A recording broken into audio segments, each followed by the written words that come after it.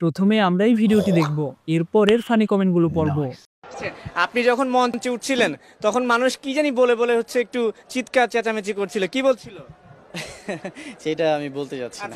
तो चलिए शुरू करते हैं। হ্যালো আপা, ফিরে আসেন প্লিজ, বাক স্বাধীনতা কেড়ে নিন। মোবাইল কেনার সময় জোর করে 500 টাকা কম দিছিলাম, সেই অভিশাপে মনে হয় এমন ভিডিও সামনে আসে। বয়স বেড়ে যায়, চুল পেকে যায়, বাল পেকে যায়, বিচি ঝুলে যায়, নদী শুকিয়ে যায়, কাছের মানুষ দূরে চলে যায়, কিন্তু বিশ্বাস করেন ভাই, আপনার মতো বাইনবাজ পোস্টকারী বাইনবাজি থেকে যায়। আমরা এমন একটা দেশে বসবাস করি যেখানে 1 মিনিটের জন্য মন খারাপ করে থাকতে পারি না।